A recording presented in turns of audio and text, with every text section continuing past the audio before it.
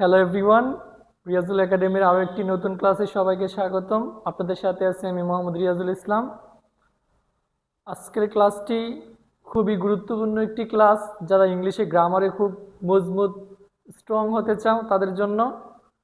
আজকের ক্লাসটি হলো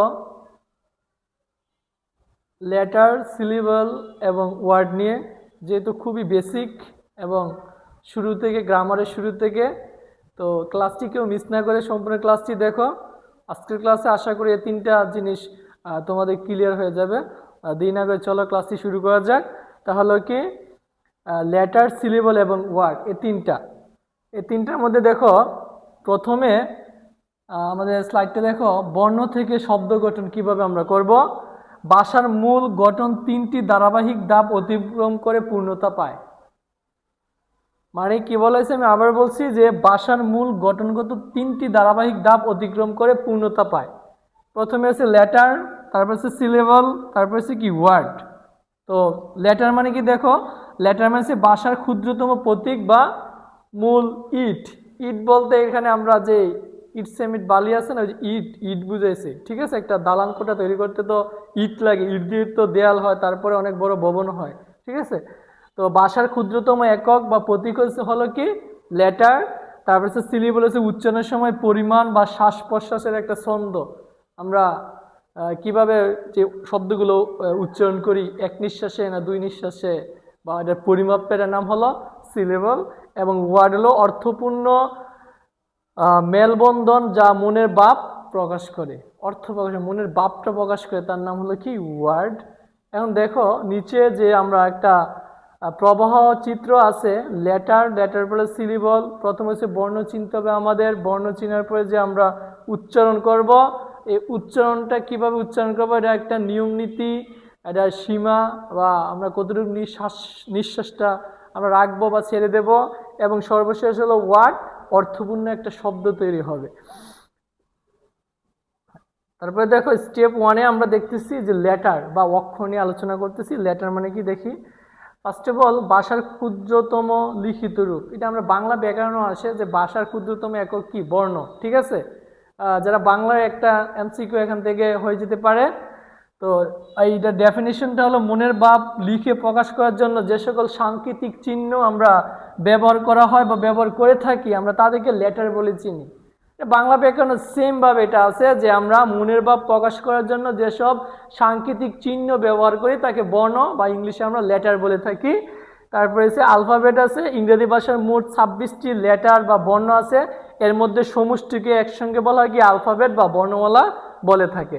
তারপর দেখো সিলেবল ইকুয়াল, আমরা ইংরেজি ভাষার শব্দ এবং সিলেবলের গঠনের জন্য ভাওয়েল এবং কনসোনেন্ট নামে একটা কথা আছে। আমরা জানি যে এগুলাকে দুইটি ভাগে ভাগ করা যায়, একটা হচ্ছে বাওয়াল, একটা হলো কনসোনেন্ট। বাওয়াল হলো 5টি এবং কনসোনেন্ট হলো কি 21টি। আর বাওয়ালের ডেফিনেশনটা অনেকে বলে যে বাওয়াল কাকে বলে, বলে A E I O U কে বাওয়াল বলে।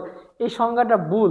A E I O U কে বাওয়াল বলে না, এ ই এগুলো হচ্ছে 5টা বাওয়াল। তোমাকে বলতে হবে যে যেসব লেটার বা আলফাবেটগুলো উচ্চারণের সময় মুখের কোথাও বাধা না পায়, নিজে নিজে মনে করে উচ্চারিত হতে পারে, কোথাও বাধা পায় না, মুখের কোথাও বাধা পায় না, এগুলো হলো কি বাওয়েল।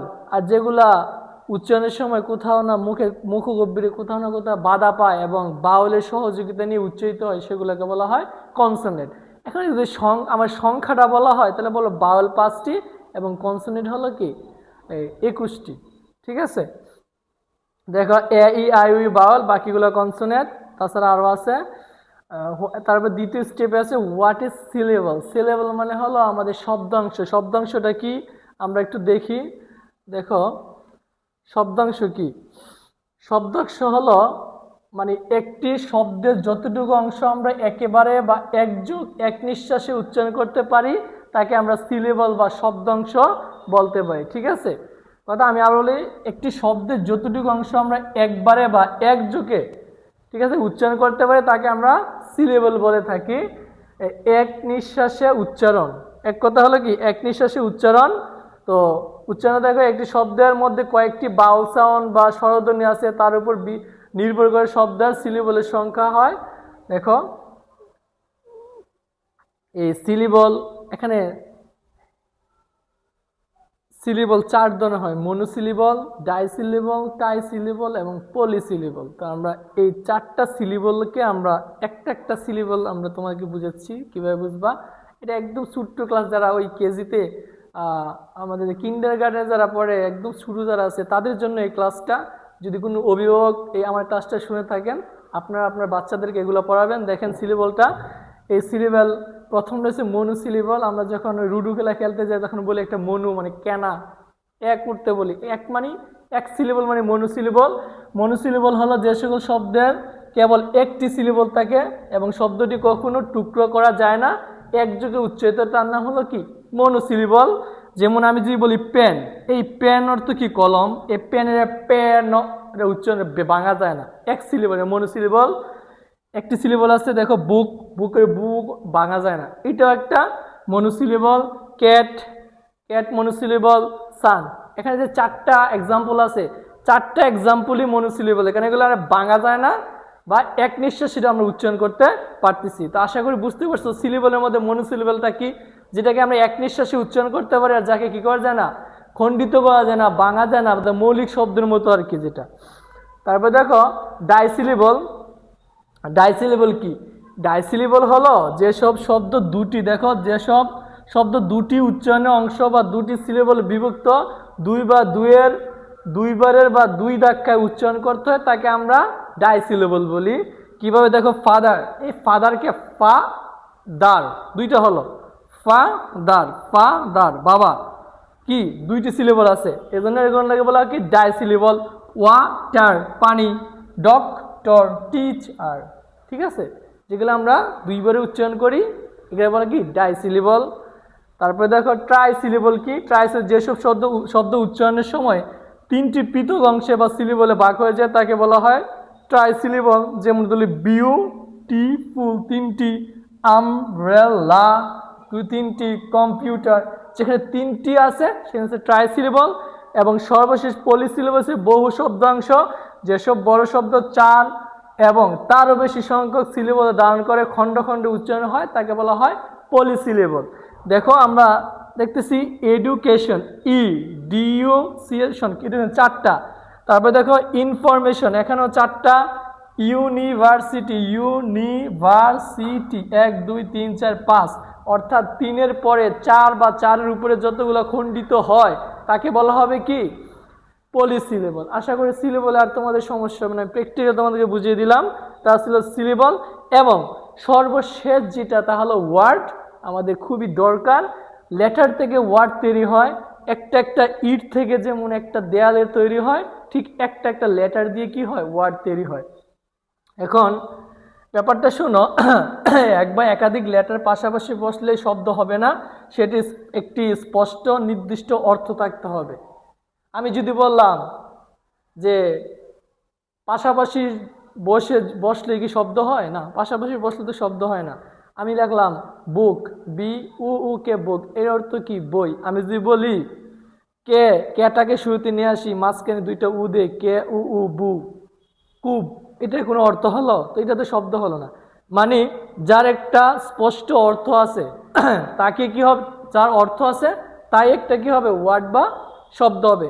তারপর আরেকটি কথা আছে যে একটা ওয়ার্ড তৈরি করতে হলে অবশ্যই এর মধ্যে একটি ভাওয়াল থাকতে হবে। উইদাউট ভাওয়াল ছাড়া কখনো একটা শব্দ হয় না, সচরাচর হয় না, কিন্তু কিছু ক্ষেত্রে হয়।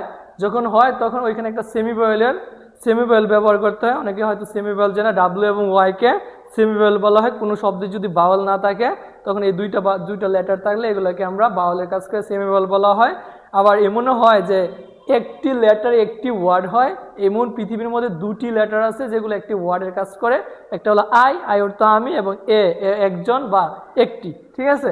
তো দেখো যেমন বুক, এই যে বুকটা যে আমি যেটা নিচে বললাম, এখানে স্লাইডে দেখা যায় কে আই বি, এই যে লিখলাম এটা কোনো অর্থ আছে? এটা কোনো অর্থ নাই, তাহলে এটা কি না ওয়ার্ড না। কিন্তু নিচেরটা দেখো বুক, কে বুক পাশাপাশি বসার কারণে একটা অর্থপূর্ণ হয়ে গেছে, ঠিক আছে। তাহলে আমরা যা পড়ালাম, এই যে আমাদের ক্লাসে আমাদের যে লেটার, সিলেবল এবং ওয়ার্ড যে পড়াইলাম, এগুলো একটা সামারি বলি তোমাদেরকে। শোনো, মনোসিলেবল মানে একযোগ বুক উচ্চারণ করা, একবারে উচ্চারণ করা যায়। ডাইসিলেবল তো জানি দুইটা, ওয়াটার। ট্রাইসিলেবল তিনটা, আর পলি মানে কি চারটা। এবং দেখো তো এই ছিল আমাদের আজকের এই যে বেসিক লেটার, সিলেবল এবং ওয়ার্ড নিয়ে আমাদের আজকে বেসিক ক্লাস। আশা করি সবাই আমার ক্লাসটা বুঝতে পারছো। এবং যদি তোমাদের কোনো সমস্যা থাকে অবশ্যই আমাকে কমেন্ট করে জানাইবা। আর আমার ভিডিওটা অবশ্যই শেয়ার করে দিবা, লাইক করবা, এবং যারা ইউটিউবে দেখতেছো অবশ্যই সাবস্ক্রাইব করবা, নোটিফিকেশনটা অন করে রাখবা যাতে নতুন ভিডিও যদি তোমার কাছে যায় যাতে খুব দ্রুত দেখতে পারো। ঠিক আছে, সবাই ভালো থাকবা। আসসালামু